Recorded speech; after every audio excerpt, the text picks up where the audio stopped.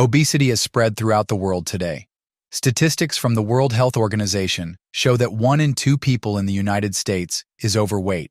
But what if the real problem isn't just food or lack of exercise?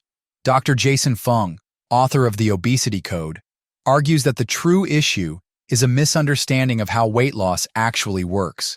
Many people push themselves to exhaustion with exercise, believing it will help them shed pounds, yet it often makes little difference. So, what's the secret to burning fat effectively? Stay tuned, because Dr. Fung reveals a surprising approach that could change the way you think about weight loss forever. We know that if you exercise, and I say this, exercise is really good for you in a number of ways. Flexibility, strength, core, all kinds of things. So very, very important. But in terms of weight loss, it's actually a very, very small effect. Why? Because one, the amount of calories you burn during exercise are simply not that high. So if you look at, if you do walking, if you did 8 hours of high intensity exercise, yeah, you're going to burn a lot of calories. But most people I deal with, which are sort of middle-aged and higher, you're talking about sort of a quick walk or, 45, half an hour, 3 times a week sort of thing. And if you ever go on the treadmill and you ever watch the calorie counter on the treadmill, it goes up very, very slowly, right? You'll do half an hour and it'll be up to like 120 calories or something like that, right? So that exercise really didn't burn off very many calories. It's the amount that you'd get in a couple of cookies, for example, right? So it's just numerically, it's just very small. So if if your body is normally using 2,000 calories, with your brain generating body heat, your heart, your lungs, your liver, they're using 2,000 calories, and now you go up to 2,100 calories. Well, percentage-wise, it's not a huge deal, right? The other problem with exercise is that it tends to actually cause you to eat more. So again, we've had decades of study for this. If you exercise, during the exercise, you have reduced appetite. So you have exercise, it's called exercise-induced anorexia. So in the middle of a basketball game, you don't suddenly go, oh, wow, I'm really hungry, right? Because your blood is flowing in your, in your muscles and so on. You're not thinking about the hunger. So hunger actually goes down during exercise.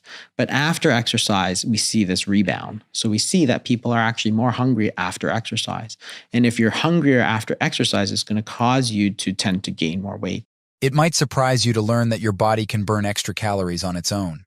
Jason Fung says that the key is to properly quench your hunger.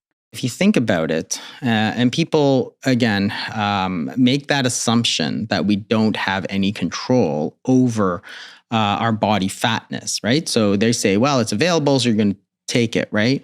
In fact, that's not true, because we actually have a number of different hormones that tell us to stop eating. Okay, so if you eat, you cannot simply keep eating and eating and eating, right? If you go to an all-you-can-eat buffet, at some point, you have to stop because you're full, right? So there are systems, very powerful systems within our body that tell us to stop eating. So you eat food. There are stomach stretch receptors, for example. So as your stomach stretches out, it sends a signal to your brain and says, stop eating.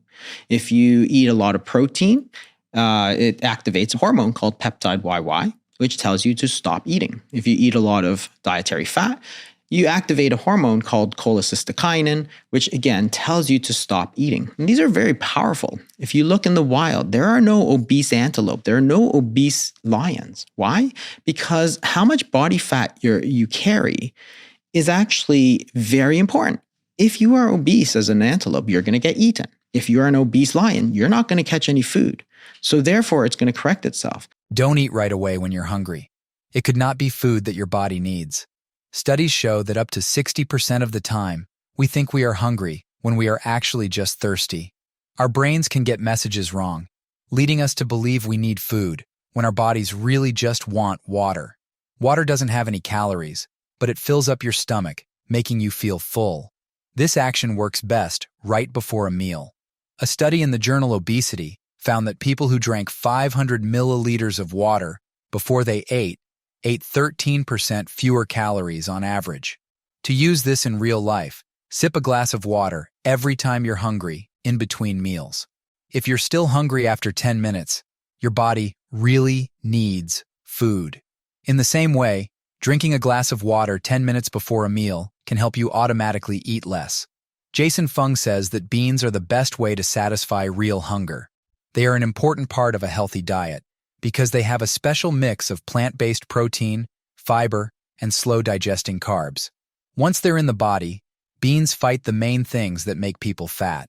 Because they have a lot of fiber, they slow down the absorption of carbs, which keeps blood sugar levels steady and makes you feel full for longer. Your body starts to burn calories from fat stores when you wait longer between meals. To put it another way, eating beans regularly makes your body naturally fast, which helps you lose weight faster. Jason Fung really likes lentils because they cook quickly and can be used in a lot of different meals. Protein-rich foods are just as important for your diet. Because it takes more energy to digest protein than fats and carbs, the body burns more calories during the process. You can lose weight while eating by adding foods like chicken, turkey, cottage cheese, and eggs to your meals. Protein is also just as good as fiber at making you feel full, so you can go longer without eating while still having the same amount of energy. Jason Fung says that cutting out sugar is very important if you want to lose weight.